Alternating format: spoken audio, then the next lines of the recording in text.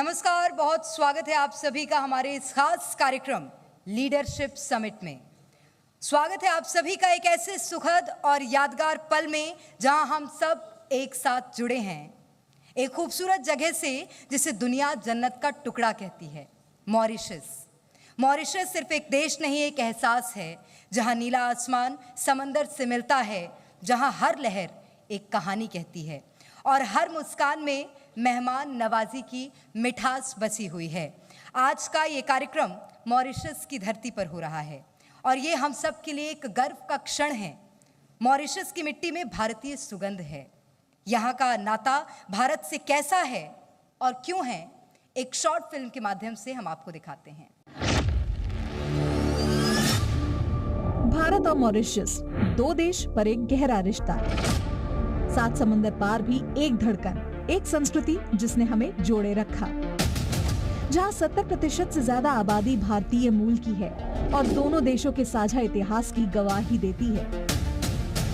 भारत के प्रधानमंत्री श्री नरेंद्र मोदी का मार्च में मॉरिशस दौरा और फिर सितंबर में मॉरिशस के प्रधानमंत्री डॉक्टर नवीन चंद्र रामगुलाम का भारत आना ये बयान करता है कि दोनों देश के प्रधानमंत्री भारत और मॉरिशस के बीच संबंधों को मजबूत करने के लिए मिलकर काम कर रहे हैं और भारत मॉरिशस साझेदारी को नए आयाम दे रहे हैं। ऐसे में जी मीडिया एक प्रेरणादायक पहल लेकर आया है, जी लीडरशिप समिट मॉरिशस में।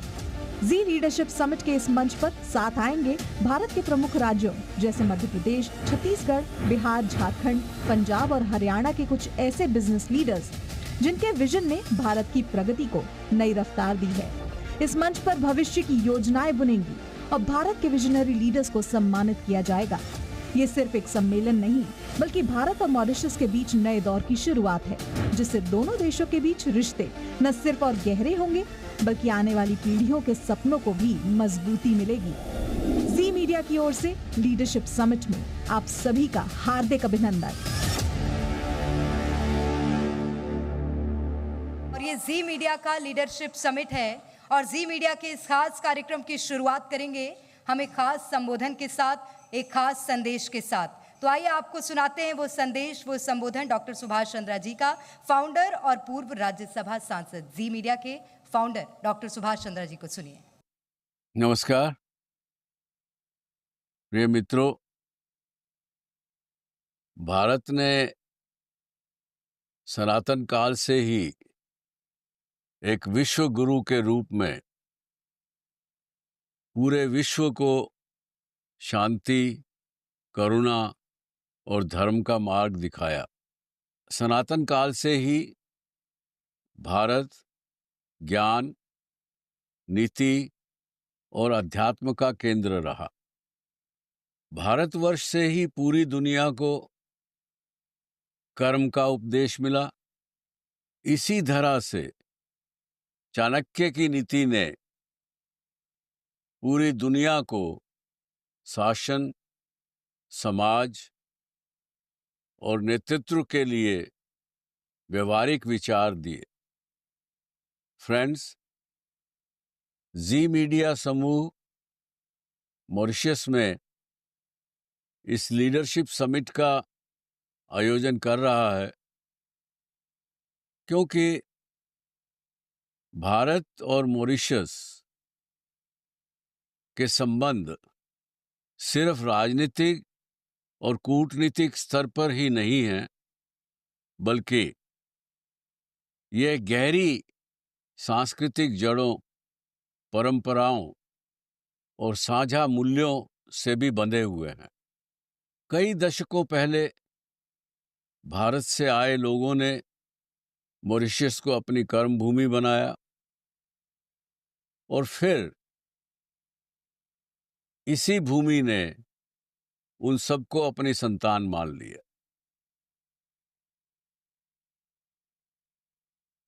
आज भी भारतीय संस्कृति, भाषा और परंपराएं यहाँ मॉरिशस की धड़कन में समाहित हैं। वसुधैव कुटुंबकम की नीति, जिसका अर्थ है कि पूरा विश्व एक परिवार, इस बात को जी ग्रुप हमेशा अपनी भावना में रखता आया है और यही मंत्र हमें प्रेरित करता है कि आज जी समूह भारतीय सीमाओं को लांघ करके 190 देशों में अपना प्रसारण करता है और विश्व के सभी लोगों से, विशेषकर मॉरिशस के लोगों से आपसी सहयोग और समझ को और बढ़ाने के लिए प्रतिबद्ध है। हमें विश्वास है कि भारत और मॉरिशस के सभी वासी मिलकर विश्व को एक उज्जवल भविष्य की दिशा दे सकेंगे। बहुत बहुत धन्यवाद। जय हिंद, जय भारत, नमस्कार। और अब वक्त है हमारे आज के मुख्य अतिथि को सम्मानित करने का, उनका स्वागत करने का।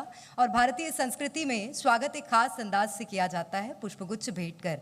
मेरा अनुरोध है जी मध्य प्रदेश छत्तीसगढ़ के एडिटर मोहित सिन्हा सर से, जी बिहार झारखंड के एडिटर राजकमल चौधरी सर से और जी पंजाब हरियाणा हिमाचल के एडिटर दीपक धीमान सर से कि आप आज के हमारे मुख्य अतिथि farmer president of republic of Mauritius Prithviraj Singh Rupan sir को आज स्वागत करें, उन्हें सम्मानित करें हमारे इस खास कार्यक्रम में शामिल होने के लिए। बहुत बहुत धन्यवाद है सर आपका, और ज़ोरदार तालियां होनी चाहिए।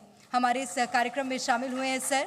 और मध्य प्रदेश, छत्तीसगढ़ और अन्य राज्यों का विजन क्या है, भारत के ये तमाम राज्य हैं जिनका विजन क्या है देश को आगे बढ़ाने में, ये आज हमारे जो खास मेहमान हैं वो इसके साक्षी बनेंगे। इसी के साथ मैं चाहूँगी सर कि आप आज के हमारे गेस्ट ऑफ ऑनर को भी सम्मानित करें। एसपीएस ओबेरॉय सर हैं हमारे साथ, मैनेजिंग ट्रस्टी हैं सरबत दा भला के। और ज़ोरदार तालियां हमारे आज के गेस्ट ऑफ ऑनर के लिए भी, क्योंकि समाज सेवा एक बहुत ही मुश्किल कार्य होता है और उसको आगे बढ़ा रहे हैं ओबेरॉय सर, मैनेजिंग ट्रस्टी हैं सरबत दा भला के, यानी कि सबका भला। और सबका भला ये करना बहुत मुश्किल होता है, बोलना बहुत आसान होता है। इसी के साथ मेरा अनुरोध है संजीव कुमार शर्मा सर से, बिजनेस हेड हैं जी मीडिया के, कि आज की हमारी एक और जो खास मेहमान हमारे बीच मौजूद हैं वीना एस सुथान जी, उन्हें आप उनका स्वागत करें, उन्हें सम्मानित करें। Political press and information second secretary हैं इंडियन हाई कमीशन मॉरिशस में। और ज़ोरदार तालियां वीना जी के लिए। बहुत स्वागत है मैम आपका भी, और बहुत धन्यवाद कि आप हमारे इस कार्यक्रम में शामिल हुई। इसी के साथ अब मैं मंच पर आमंत्रित करना चाहूँगी हमारे आज के खास मेहमान पृथ्वीराज सिंह रूपन सर को। सर कृपया आप मंच पर आएँ और 2 शब्द कहें। इस कार्यक्रम की शुरुआत हम चाहेंगे आपके शब्दों के माध्यम से ही हो। Let me, at the very outset, welcome each and every one of you to Mauritius. It is my immense pleasure and honor to be in your midst this evening.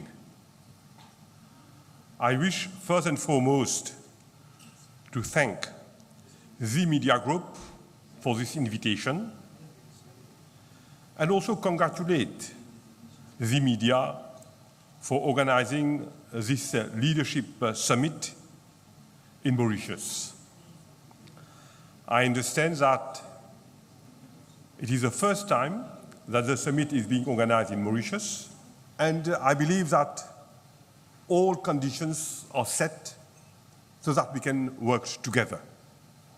We are not only bilingual, we speak French, we speak English, but you have got many of our Mauritians who speak fluently, I must say, much more fluent than myself, in Hindi. Hindi has been taught in our schools since the 1960s.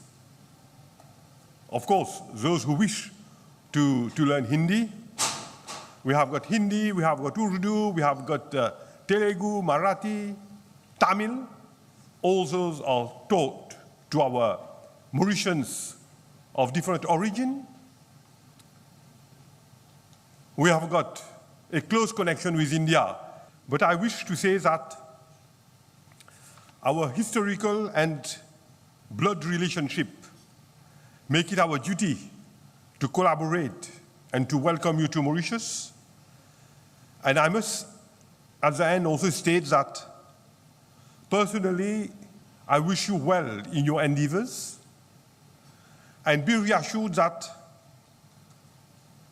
I can, in my own way, humbly assist, help, and facilitate wherever I can, be it in Mauritius or beyond over the continent. And with these few words, I once again thank the media, all the leadership of the media. हमारे guest of honour को मैं मंच पर बुलाना चाहूंगी doctor SPS Oberoi जी को। जोरदार तालियां होनी चाहिए डॉक्टर एसपीएस ओबरॉय जी का, जो कि दुनिया भर में मानवता की सेवा करते हैं और उनकी संस्था सरबत दा भला, जिसके वो फाउंडर हैं। मैं ज़ोरदार तालियां उनके लिए चाहूँगी कि आप एक बार फिर से बजाएं, क्योंकि उनसे हम जानेंगे वो किस तरह से समाज सेवा की ओर आगे बढ़ रहे हैं। अभी तक उन्होंने कितने लोगों की मदद की और उनका विजन क्या है, वो क्या संदेश है जो कि आज के युवाओं को देना चाहते हैं, तो उनसे हम बातचीत करेंगे। बहुत स्वागत है सर आपका। और समाज सेवा एक सराहनीय काम भी होता है और एक ऐसा काम होता है जो कि कई बार लोग कहते हैं कि हम क्यों मदद करें, कोई और कर देगा, हम क्यों मदद करें, कोई और कर देगा।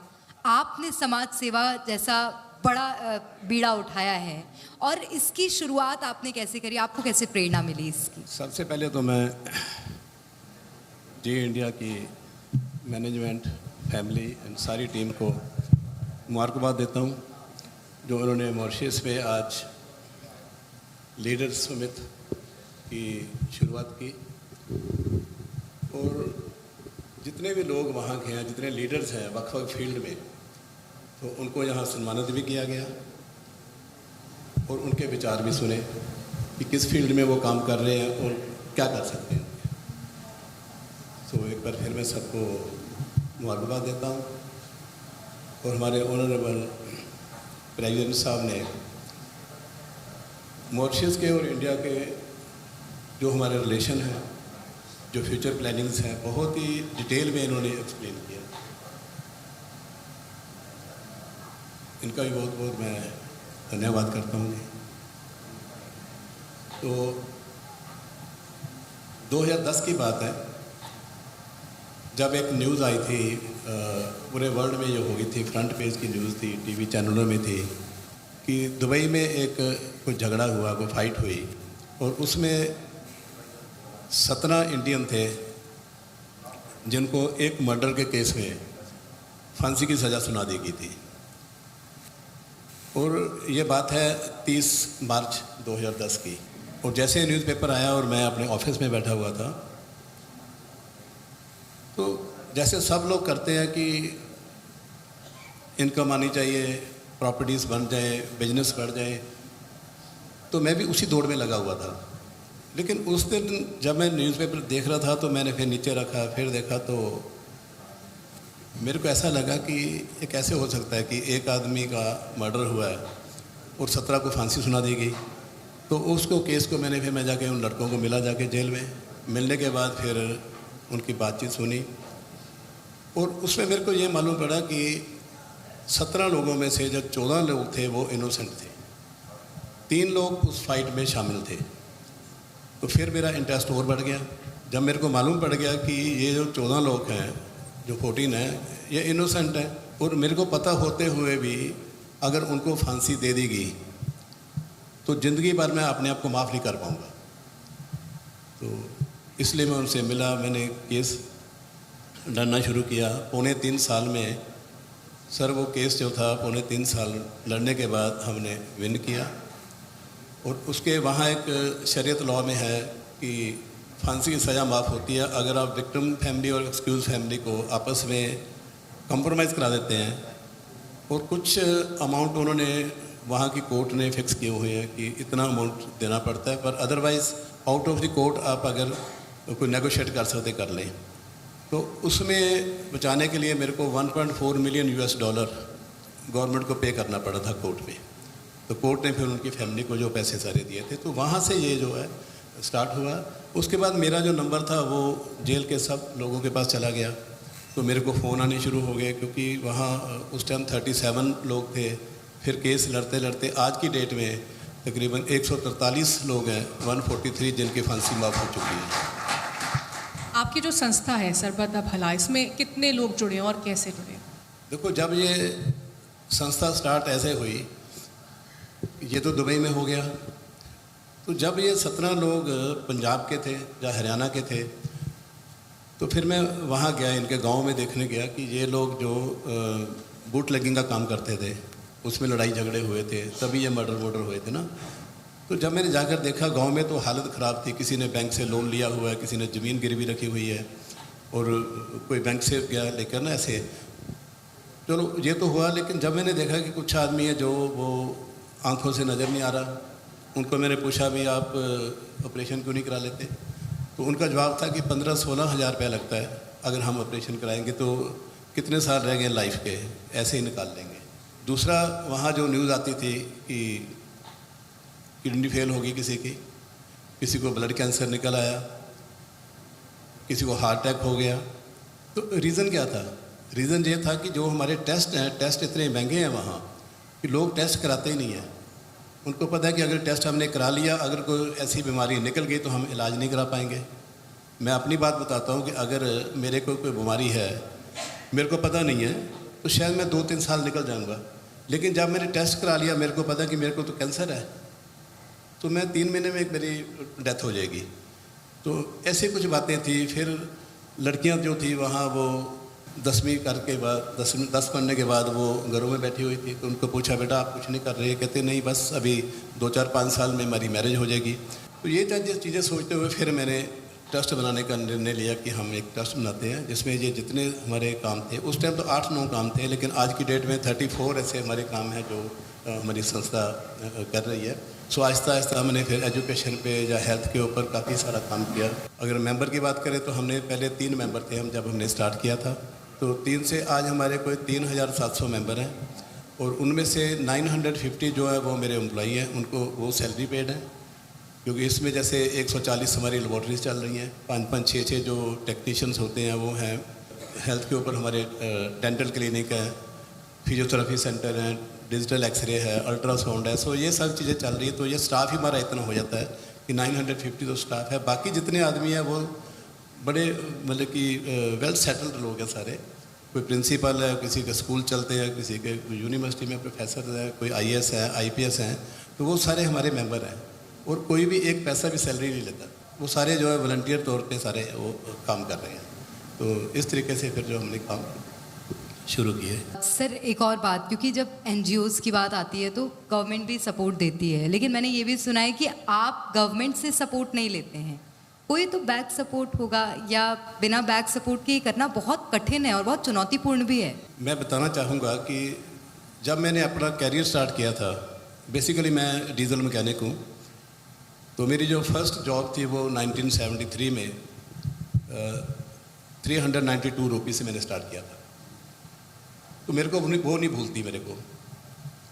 उसके बाद इतनी मेहनत की, मैं सबको बताता हूँ ये बात कि अप टू 56-57 के एज तक आप जितना कमा सकते हो कमाओ। मैंने भी कमाया, लेकिन उसके बाद फिर एकदम ख्याल आता है, हर इंसान सोचता है कि नहीं अभी बहुत कर लिया हमने, तो अभी हम समाज को कुछ वापस करें। लेकिन उसके लिए जब तक भगवान का हाथ नहीं है ना, तो कुछ नहीं कर सकते। अगर वो चाहेगा तभी कर सकते हैं, अदरवाइज़ नहीं होता। तो मेरे खर्चे बहुत लिमिटेड हैं। अपनी सारी इनकम का मैं 98% जो है वो मैं डोनेट करता हूँ, और वो इतना अमाउंट हो जाता है कि किसी से भी कोई पैसा लेने की ज़रूरत नहीं पड़ती। मैंने आज तक पूरे वर्ल्ड में किसी कंट्री से, किसी इंसान से या किसी गवर्नमेंट से किसी से एक पैसा भी डोनेशन नहीं लिया, और इसीलिए मैंने कोई अपनी रसीद बुक नहीं बनाई।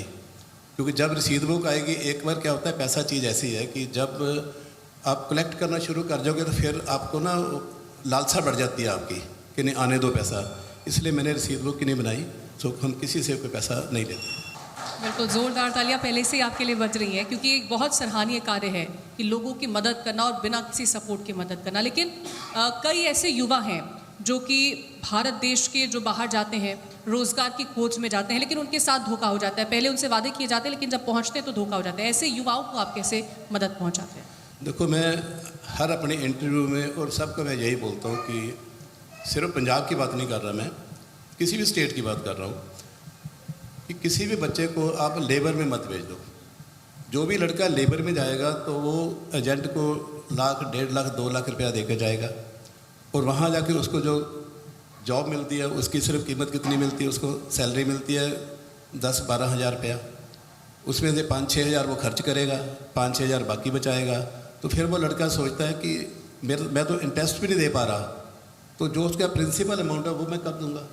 तो ये सोचने के बाद कोई सुसाइड कर लेते हैं बच्चे वहाँ, नहीं तो फिर गलत काम में पड़ जाते हैं, जैसे शराब बेचने का काम, वहाँ बूट लेकिन का ना, तो उसमें पड़ जाते हैं। तो जिसने भी जाना है मैं हमेशा ये कहता हूँ कि किसी ना किसी स्किल में जाए।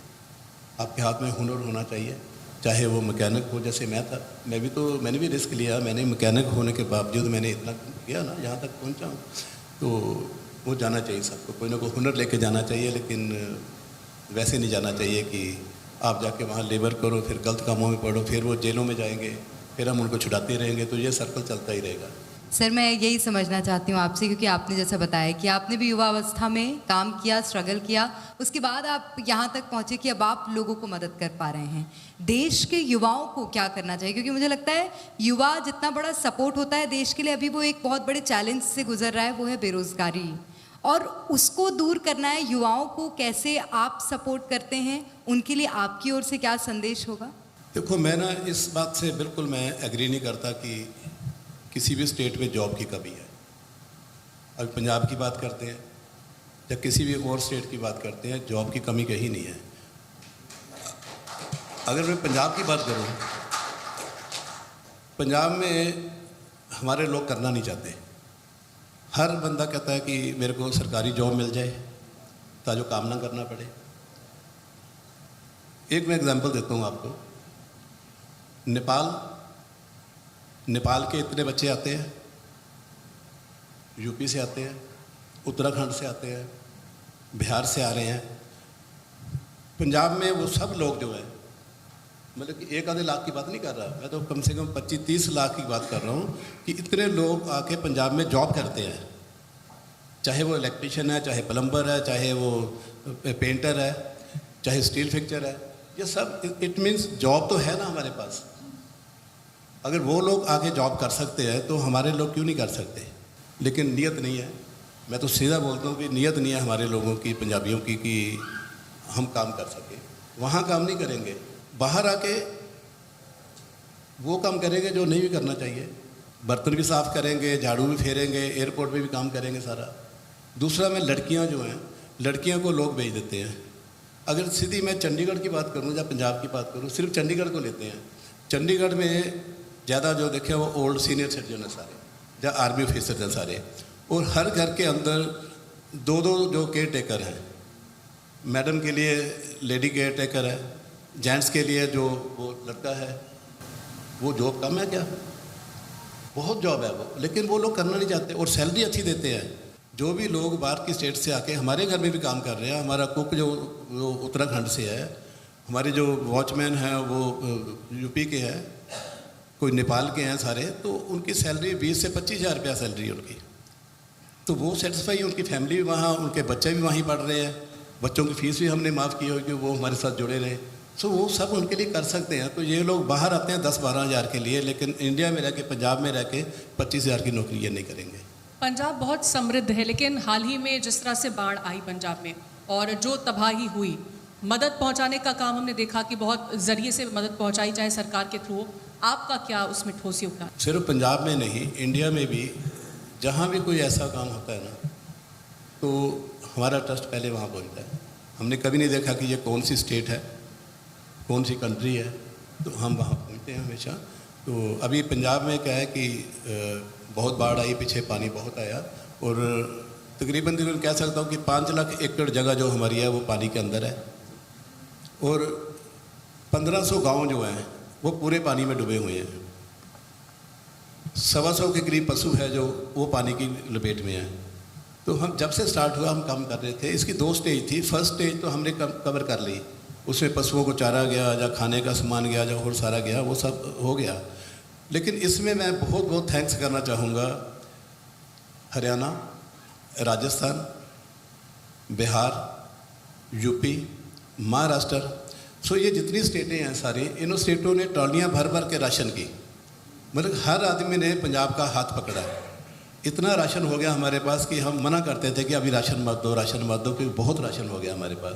सो एक तो ये आपस में सब मेल जोल की बात है कि हर स्टेट ने जो है वो पंजाब का साथ दिया। अभी एक स्टेज निकल गई, अभी जो सेकंड स्टेज आ रही है बहुत ख़तरनाक स्टेज है सर ये। इसमें क्या कि जैसे 8-8 फुट 9-9 फुट पानी है, तो मकान तो सारे पानी में डूबे हुए हैं, और जितनी हमारी लैंड थी एग्रीकल्चर लैंड, उसमें कम से कम 3-3 4-4 फीट रेत आ गई है। पानी अभी उतरा नहीं है पूरा। जैसे पानी उतरेगा तो बीमारियां फैलेंगी, क्योंकि उसके अंदर पशु भी मरे हुए हैं, कई इंसान भी मरे हुए हैं उसके अंदर। तो जैसे पानी नीचे आएगा तो बीमारियां फैलेंगी, वो बहुत मुश्किल का काम है। उसके सेकंड जो उसके आगे आता है कि ड्रेनेज सिस्टम ख़त्म हो गया हमारा, क्योंकि पानी के अंदर रहेंगे 1.5-2 महीने हो चले हैं। ड्रेनेज सिस्टम ख़त्म है, सीवरेज ख़त्म है, वाटर सप्लाई का काम ख़त्म हो गया, रोड्स बैठ गई हैं। तो ये सब सारा मिक्स हो गया सारा। तो इसको दोबारा लाइन पे लाना कोई इतना इजी नहीं है, इसमें कई साल लग जाएंगे। तो लेकिन सब लगे हुए हैं रल मिल के सारे, और इस मुश्किल की घड़ी में गवर्नमेंट भी बहुत कुछ कर रही है। पीछे मोदी साहब भी जाके आए पंजाब में, तो हर आदमी कर रहा है, सारी सरकारें भी कर रही है, लेकिन संस्थाएं कर रही हैं, क्योंकि अकेली सरकार भी कुछ नहीं कर सकती और अकेली संस्था जो है NGO है वो भी कुछ नहीं कर सकती। ये काम सारे रल मिल के होती है। बिल्कुल, तो सबको साथ में मिलकर चलना पड़ता है, और जब आपदा आती है तो अक्सर हमने ये देखा है कि पूरा भारत एक साथ नजर आता है। बहुत शुक्रिया आपका सर हमारे साथ इस खास मंच पर जुड़ने के लिए और तमाम जो बातें आपने साझा करी। बहुत शुक्रिया कीर्ति। तो हमने जाना कि जब समाज सेवा करते हैं तो दिल को कितनी संतुष्टि मिलती है। SPS ओबेरॉय जी अपनी कमाई का 98% समाज सेवा में लगा देना एक बहुत बड़ी बात होती है, कोई बहुत दिलेर आदमी ही कर सकता है। बातचीत करने के लिए मैं मंच पर बुलाऊंगी मिस्टर सुनीलजीत सिंह जी को। बहुत स्वागत है सर आपका, जोरदार तालियां हो जाए मिस्टर सुनीलजीत सिंह जी के लिए। मैनेजिंग डायरेक्टर है, VCS ग्रुप से हैं, और बातचीत करेंगे हम कि किस उद्देश्य के साथ ये आगे बढ़ रहे हैं। मिस्टर सुशील कुमार दाहरा जी भी हमारे साथ होंगे, मैनेजिंग डायरेक्टर हैं, मैल्यून ग्रुप से हैं। जोरदार तालियां हो जाए सुशील जी के लिए भी। और मिस्टर साहिल शर्मा जी हमारे साथ इस चर्चा में शामिल होंगे, डायरेक्टर हैं, MMM इंफ्रा से हैं। तो हमारे तीनों खास मेहमान, क्या उद्देश्य, क्या प्रेरणा इनके मस्तिष्क में है, मन में है, समाज को कैसे अपना योगदान दे रहे हैं, बातचीत करेंगे और जानेंगे। Over to you Kirti. VCS group के बारे में कुछ बताइए, किस तरह से ये काम करता है, क्या इसका विजन है? VCS group basically we are from Punjab, tri city, Chandigarh से। तो हम वहाँ पे कमर्शियल में काम कर रहे हैं अभी। तो हम वहाँ पे एक कमर्शियल प्रोजेक्ट लेके आ रहे हैं एयरपोर्ट के बिल्कुल नज़दीक में, जिसमें कि 68,000 स्क्वायर फीट का एक मॉल है और 170 रूम्स का एक 5 स्टार होटल है। तो आने वाले टाइम में यहाँ पे आपको पता है कि कनेक्टिविटीज़ बहुत अच्छी हो गई हैं, तो आई होप कि आने वाले टाइम में लोगों को इससे बहुत फ़ायदा। ठीक है, तो लोगों को फ़ायदा मिले, ये उद्देश्य है। सुशील जी, मेरा सवाल आपसे रहेगा, क्योंकि आपके जो ग्रुप का नाम है बहुत अलग है, बहुत यूनिक है, इसके पीछे की स्टोरी क्या है वो बताइए। बेसिकली मैम देखो, नाम तो एक जो है एक पहचान होती है। My elder brother is chartered accountant, we have 4 chartered accountant in the family. So हम लोगों ने ना बड़ा सोच के समझ के कि नाम वो हो जो अच्छा भी हो, पर नाम के साथ साथ काम अच्छा होना बहुत ज़रूरी है। अगर हमारा काम अच्छा होगा तो नाम अपने आप ही अच्छा हो जाएगा। साहिल जी, मेरा सवाल आपसे रहेगा, MMM इंफ्रा, मैं आपके प्रोजेक्ट्स के बारे में जानना चाहूँगी कि आप किस तरह के प्रोजेक्ट्स में डील करते हैं, उसके बारे में बताइए। सबसे पहले तो मैं जी ग्रुप का धन्यवाद करता हूँ जिन्होंने हमें इस काबिल समझा, और बहुत बहुत धन्यवाद आपका। और MMM इंफ्रा पिछले 1 दशक से रियल इस्टेट बिजनेस में है, और हर तरह का प्रोजेक्ट अभी आने वाला है, जैसे कि फ्लैट्स भी हैं, रेजिडेंशियल, कमर्शियल, और इवन इन हिमाचल काफ़ी कुछ प्रोजेक्ट्स आने वाले हैं। आपके अकॉर्डिंग इन्वेस्टमेंट कितनी बेहतरीन रहेगी, कौन से सेक्टर में इन्वेस्टमेंट करना चाहिए और उसका रिटर्न कितना ज़्यादा अच्छा होगा? मैम देखिए कि बंदा कहीं से भी कोई भी कमाई करता है तो लास्ट टारगेट उसका रियल एस्टेट ही रहता है। तो real estate sector is the best option for the investment. बिल्कुल, आगे जाकर के लोगों को फ़ायदा मिलेगा, ये कहना है सुनील जी का। मेरा सवाल आपसे रहेगा सुशील दारा जी, क्योंकि हर आदमी के मन में ये सवाल रहता है कि इस वक्त में ये सेक्टर कैसा काम कर रहा है, क्या इसमें बूम आएगा या फिर डाउनफॉल देखने को मिलेगा।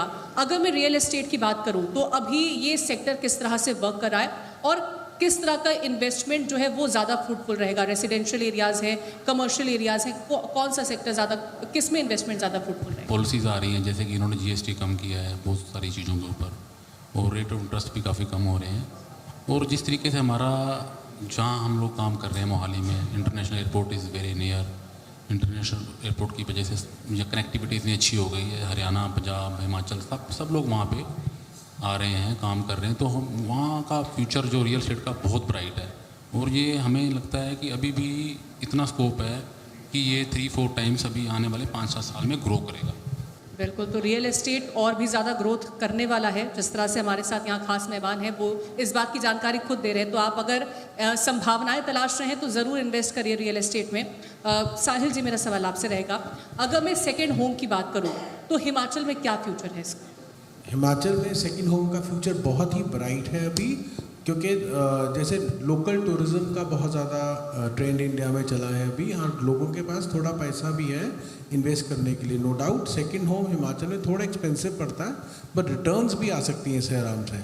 और लोग अब इको टूरिज़्म की तरफ और वेलनेस की तरफ जाना चाह रहे हैं, तो शहर की भागो भाग से बचकर आदमी को कुछ समय वहाँ बिता सके और उसके ऊपर उसे रिटर्न भी मिले, दैट्स द बेस्ट पार्ट। और अब इंडिया में अब सेकंड होम का ट्रेंड काफ़ी ज़्यादा चल रहा है और अभी भी उसका फ्यूचर काफ़ी ज़्यादा है। सुकून भरे पल अगर आप चाहिए तो आप हिमाचल जाइए और वहाँ पर आप इन्वेस्ट भी कर सकते हैं। सुनील जी, मैं अगर पंजाब को समझना चाहूँ, आने वाले 5 साल में आप पंजाब को कितना उसमें बदलाव देख रहे हैं, कहाँ पर पंजाब के जो युवा हैं उनको देख रहे हैं, क्या स्थिति होगी? जैसे कि अभी हम बात कर रहे थे कि पंजाब में अभी अगर बात करें तो बाहर से, बाकी स्टेट से लोग काफ़ी आ रहे हैं।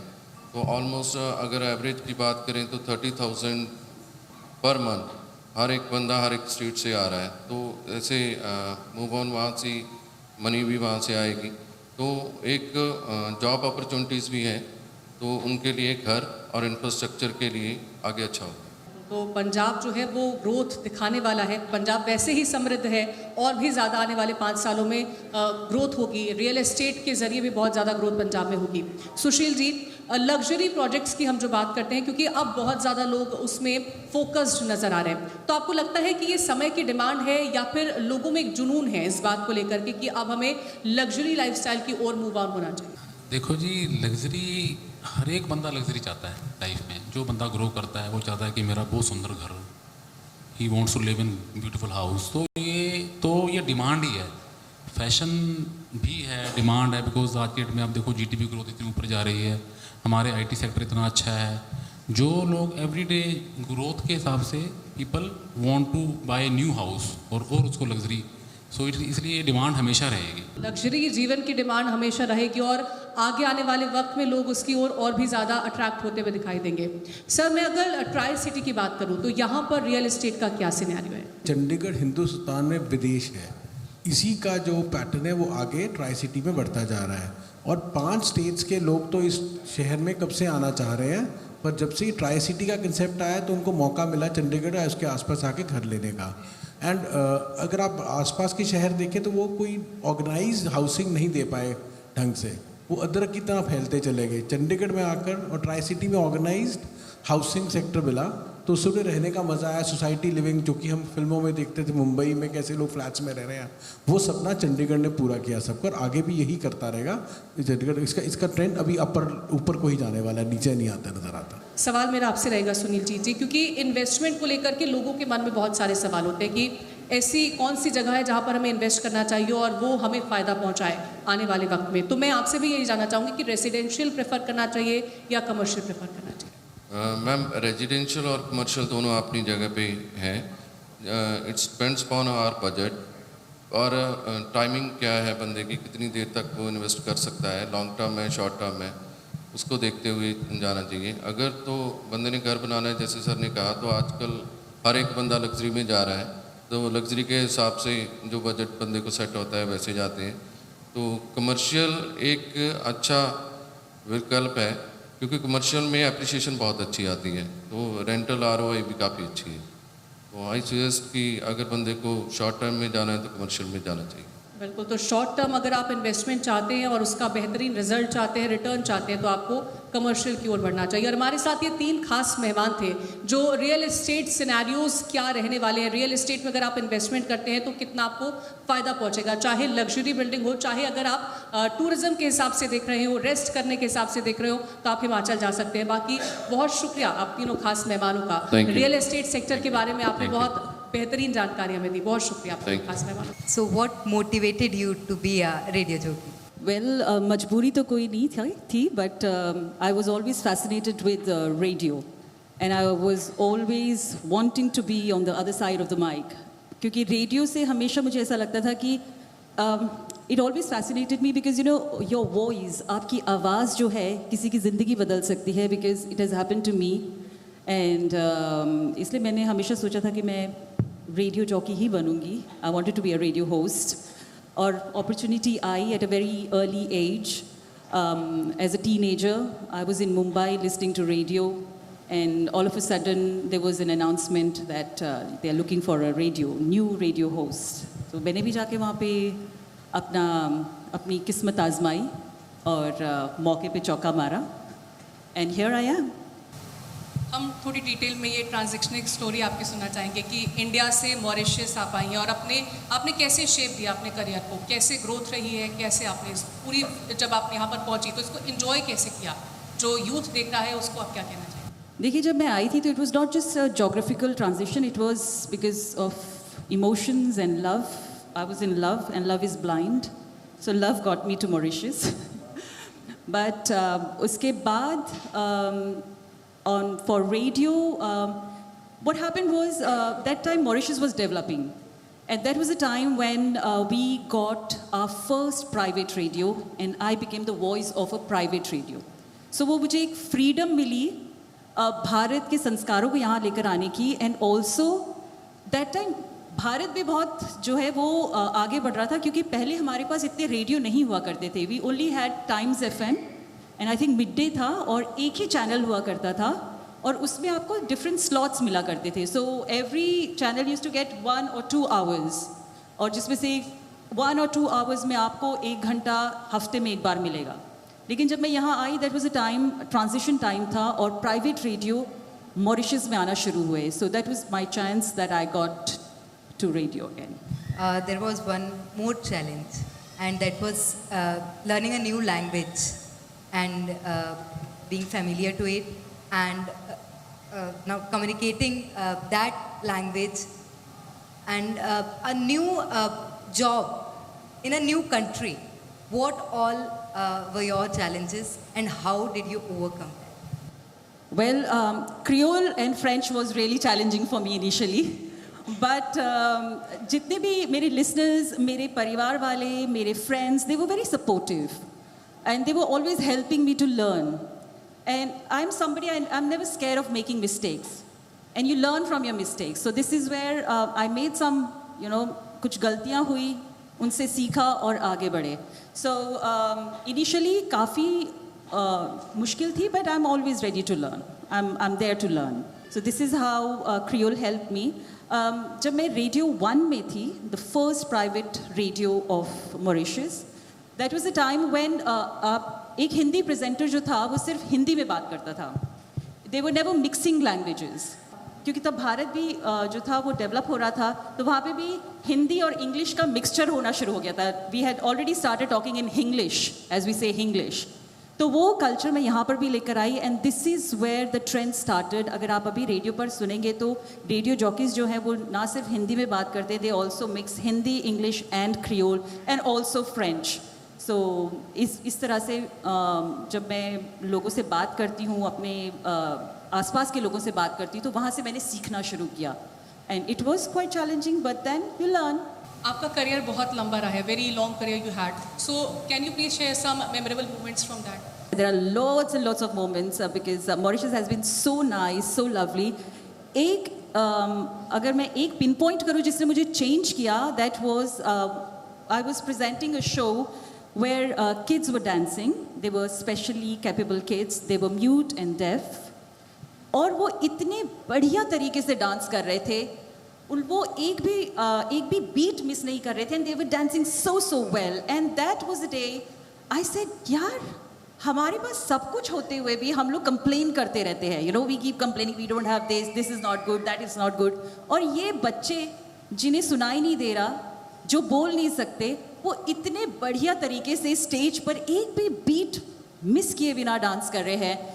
That's when I changed completely. And that's when I changed as a human, I changed completely. And I stopped complaining and I start appreciating. Appreciating everything. Appreciating the culture, appreciating people. I don't expect things from anyone. I just expect things from myself. So that's it. In what ways you have contributed to popularize Hindi and Creole culture through your work? देखिए ऐसा है कि हिंदी यहाँ पर पहले से popular थी। I wouldn't say कि पॉपुलर नहीं थी, लोग हिंदी में बात किया करते थे, बट ऐसा था कि बहुत कम लोग बात किया करते थे हिंदी में।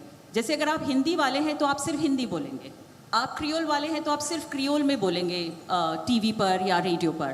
But what I brought was कि एक हिंदी प्रेजेंटर जो है वो हिंदी के साथ साथ अंग्रेज़ी में भी, क्रियोल में भी और फ्रेंच में भी बोल सकती है, and that's when I set the trend. So that was a ice-breaking moment for Hindi presenters कि हम लोग हर लैंग्वेज में बात कर सकते हैं। तो इस तरह से क्या हुआ कि जो लोग हिंदी गाने नहीं सुना करते थे, जिन्हें हिंदी गाने समझ में नहीं आया करते थे, वो भी फिर हिंदी गानों की तरफ आकर्षित होने लगे। Because I started translating Hindi song now, like कुछ कुछ होता है, what does that mean, something happens, do you feel something, so then they started, अच्छा इसका मतलब ये होता है। सो they got attracted towards Bollywood, they got attracted towards Hindi. So this is how हम लोग ने हिंदी को जो है वो पॉपुलर बनाया। Like that's how people started listening to Hindi songs and enjoying, dedicating Hindi songs. So आजकल ऐसा होता है कि Marie François, je m'appelle Marie François, and can you play Hindi कुछ होता है song for me. So you know this is how Hindi songs Bollywood became popular here in Mauritius. How have Mauritian people inspired you in your career growth, like regarding a radio jockey? Mauritian people are very loving people. They are very emotionally, they are very intelligent. अगर आप fake करोगे ना तो उन्हें पक्का पता चल जाएगा. So they catch your emotions. They helped me by giving me unconditional love. So this is what I'll say, that they became wind beneath my wings. They gave me feedback. They loved me unconditionally. और उन्होंने मुझे बहुत कुछ सिखाया भी. जब मैं गलती भी करती थी तो भी वो हंसकर मुस्कुराकर मुझे माफ़ कर देते थे। सो that was the best thing, and that's the best thing about Mauritius, that अगर आप कोई गलती भी करो, आप बोलो हाँ मुझसे हुई है गलती, and they will just forgive you and they will laugh at it, and it's okay. This is how you learn, right? Sega challenge, how did you overcome this, and would you tell me something about this? What was that? Sega challenge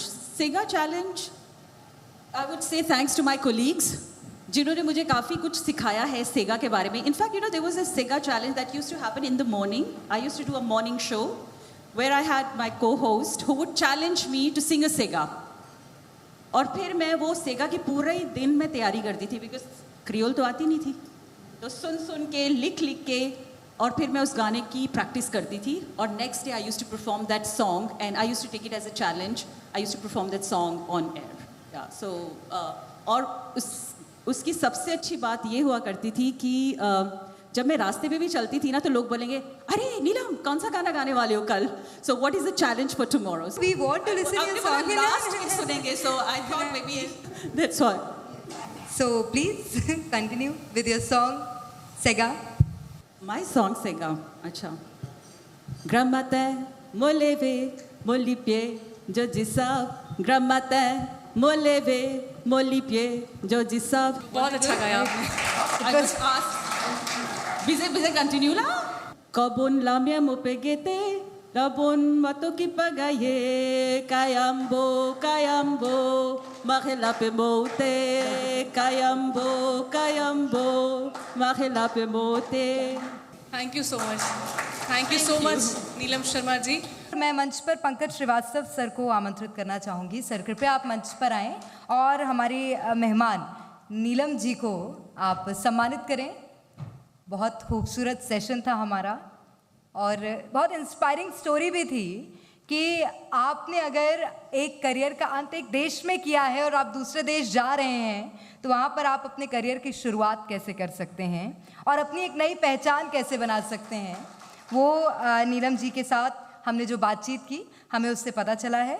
बहुत शुक्रिया आपका नीलम जी हमारे इस कार्यक्रम में शामिल होने के लिए। तो ज़ोरदार तालियां होनी चाहिए एक बार पृथ्वीराज सिंह रूपवन जी के लिए, जिस तरह से उन्होंने भारत और मॉरिशस के रिश्तों को यहाँ पर दर्शाया है। मैं मंच पर बुलाना चाहूँगी, हमारे साथ एक और ख़ास मेहमान हैं, उनको भी मैं मंच पर बुलाना चाहूँगी। हमारे साथ हैं guest of honour doctor SPS Oberoi ji. Sir, मैं आपसे भी निवेदन करूँगी कि आप भी मंच पर आएँ, क्योंकि जिस तरह से डॉक्टर SPS ओबरॉय जी बेहतरीन कार्य कर रहे हैं दुनिया भर में मानवता की जो सेवा है, क्योंकि लोगों की सेवा से बड़ा कोई काम नहीं है, लोगों के काम आना ये सबसे बड़ी इंसानियत है और वो काम कर रहे हैं डॉक्टर SPS ओबरॉय जी। तो ये बेहद सराहनीय कार्य है।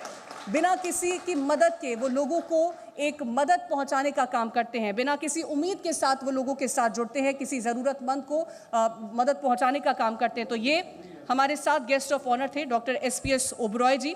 जोरदार तालियां उनके लिए भी होनी चाहिए। मैं अगले मेहमान को मंच पर बुलाना चाहूँगी मिस्टर सुनील जीत सिंह को, जो कि मैनेजिंग डायरेक्टर हैं VCS ग्रुप के, trusted builder for luxury and quality projects in region के। तो जोरदार तालियां होनी चाहिए क्योंकि इन पर लोगों का भरोसा कायम है।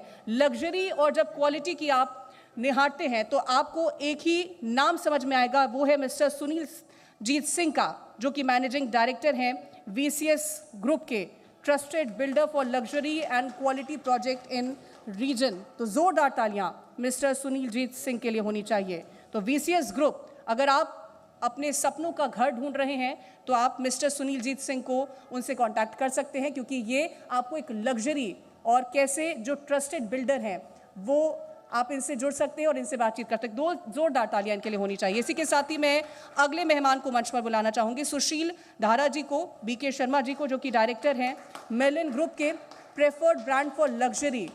तो जोरदार तालियां होनी चाहिए सुशील धारा जी के लिए और BK शर्मा जी के लिए, डायरेक्टर मेलिन ग्रुप के, प्रेफर्ड ब्रांड फॉर लग्जरी। अगर आप लग्जरी की ओर निहार रहे हैं तो आप सुशील धारा जी और BK शर्मा जी ये इस दिशा में काम करते हैं।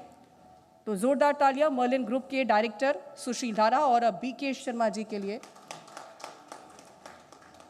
तो ये लीडर्स हैं जो कि लीड करते हैं और एक नई दिशा दिखाने का काम करते हैं। इसी के साथ ही अगले मेहमान को मंच पर बुलाऊंगी, अवनिंदर सिंह गुलाटी जी को, on behalf of mister Sahil Sharma ji, managing director हैं MMM infra, MMM infra, emerging developer of the region. जोरदार तालियां होनी चाहिए अवनिंदर सिंह गुलाटी जी के लिए, मैनेजिंग डायरेक्टर हैं MMM इंफ्रा के और ये भी काम कर रहे हैं, इंफ्रास्ट्रक्चर से जुड़े हुए हैं और एक अलग पहचान देने की कोशिश करते हैं। तो जोरदार तालियां अवनिंदर सिंह गुलाटी जी के लिए। आज का ये हमारा खास कार्यक्रम लीडरशिप समिट जिस तरह से हमने आयोजित किया मॉरिशस की सरजमी पर, जिस तरह से खास मेहमान हमारे साथ उपस्थित हुए, हम मॉरिशस के लोगों से रूबरू हुए हैं और बहुत बेहतरीन एक्सपीरियंस रहा है उन लोगों के साथ बातचीत करके जो लीडर्स हैं, जो अलग अलग क्षेत्रों में काम कर रहे हैं। उन्होंने अपने जीवन में उनका लक्ष्य क्या है, क्या चुनौतियाँ रही हैं, क्या विजन है, उन तमाम बारे में जानकारियाँ दी हैं और इस खास कार्यक्रम को और भी खास बनाने का काम किया। हमारे जो गेस्ट थे, जो हमारे चीफ गेस्ट थे, his excellency former president of republic of Mauritius Prithviraj Singh Roopun ji, उनका हम तहे दिल से शुक्रिया अदा करते हैं कि उन्होंने हमारे लिए अपना कीमती समय निकाला और जिस तरह से हम लोगों को संबोधित किया। तो ये खास कार्यक्रम जिस तरह से आज जी मीडिया आपके लिए लेकर के आया है, आगे इसी तरह के और भी खास कार्यक्रम लेकर के हम आपके सामने उपस्थित रहेंगे। तब तक के लिए आप देखते रहें जी मीडिया। नमस्कार, मैं मनमोहन शर्मा, SBS ग्रुप खरड़।